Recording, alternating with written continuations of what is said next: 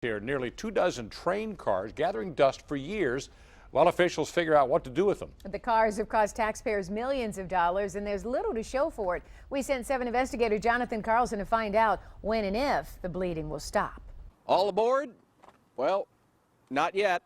Here's why. It's a $12 million boondoggle. Governmental red tape and poor planning has left 23 rail cars sitting idle in this Owasso rail yard. The plan was, and still is, to build commuter lines between Detroit and Ann Arbor and Howell. MDOT has paid millions in pricey studies and lease payments to Great Lakes Central Railroad, who for the past 4 years has rehabbed these old train cars to make them customer ready. But where are the customers? As a former executive, I went to my board of directors and said, we're going to sink $12 million into something that we really don't know if it's going to happen or not. I'd be fired. We had the option of 15 cars. We chose 23, even though there's no funding, no operator. Required environmental studies still have not been done to this date. And the tracks for the Detroit to Ann Arbor are a minimum 2 years away. The investigators have learned key meetings are taking place later this week to discuss whether to make contractual changes to stop the money bleed or scrap the project altogether. That, of course, would mean $12 million of your tax dollars leaving the station on trains to nowhere. What the news report doesn't mention, however, is that these were not the only former Metra rail cars that the Michigan Department of Transportation had purchased. Part of the over $5.5 million purchase included 26 additional train cars from Metra, 3 of which were renovated and were displayed as promotional cars for the new commuter system.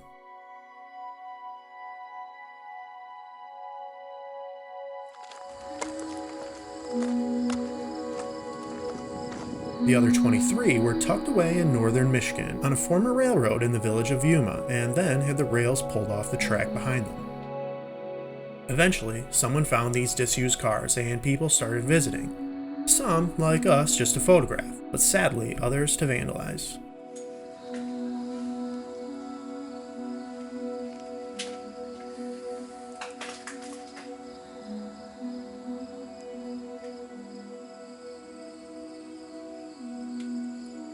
Emergency exit routes.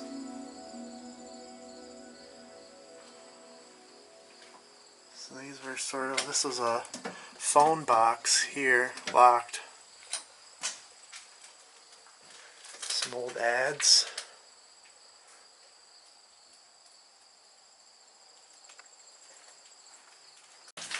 Did you just close it? No, it's an automatic thing.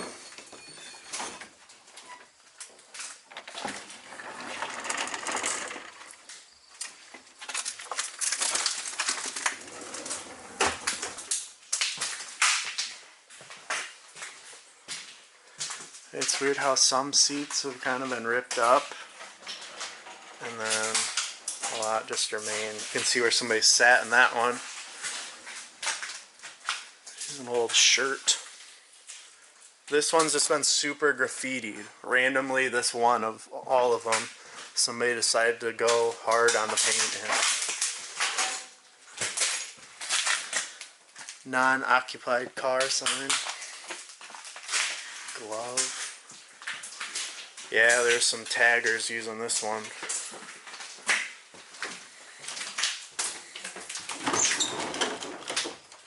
The double-decker commuter cars are 1950s era Chicago, Burlington, and Quincy cars that were being sold off by Metra in the late 2000s when they were upgrading their own rail system.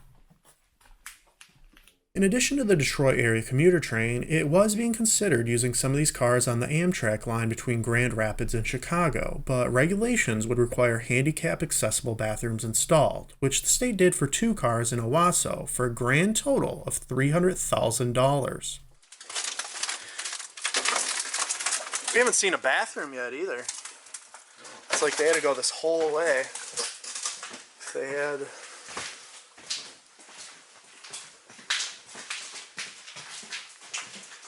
Yeah, they like labeled some of these as like bad windows, so they must have planned to repair it. Yeah. To bring each car to fully restored and compliant order would cost $500,000. A deal, MDOT said, considering new cars cost between $2 and $3 million. Pretty tight up here, and like my head is like right on this thing. Yeah. Very narrow. Oh, and I get caught on the seats.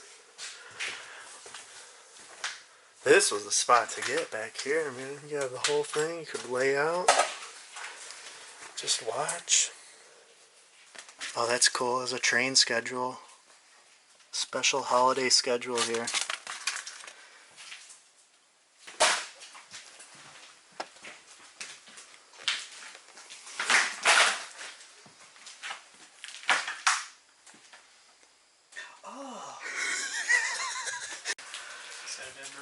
No, but that is a condom that somebody used in this vicinity.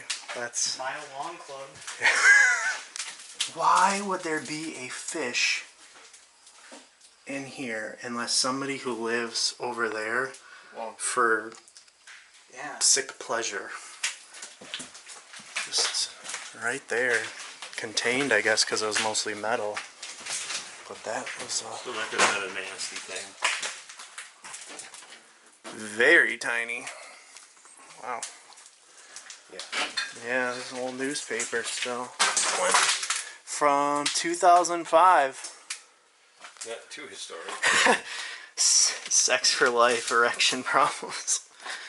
Here's an old White Sox lineup sheet thing. White Sox bigs, innings. Oh, here's where it says what the codes for lift, overhead, heat circuit, la la la la la. There's the boys.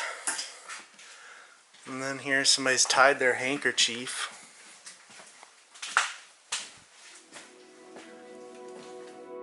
In May 2016, it was announced that service was going to begin in 2022 with annual operating costs between $11 and $19 million, along with $130 million in startup costs. However, by September that year, after legislators and auditors knocked them for wasting taxpayer dollars, they announced they had stopped leasing the cars, and no announcements have ever been made as to whether the planned line was still coming or not.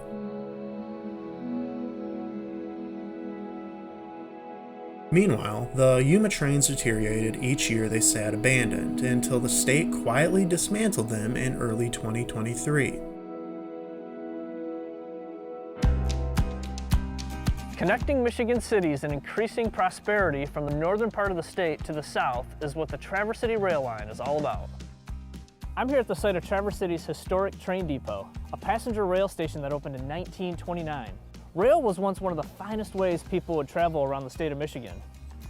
The Groundwork Center is working with partners all across the state to launch a new and modern passenger rail line on the existing tracks between Ann Arbor, Traverse City, and Petoskey.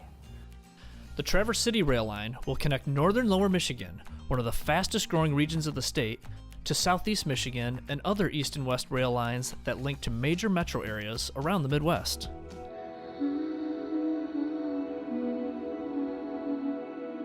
The A2TC rail plan received a $21 million federal grant in 2022 to enter in Phase 2. The railway is estimated to be operational in 2027. Will they succeed, or will it be another waste of taxpayer dollars?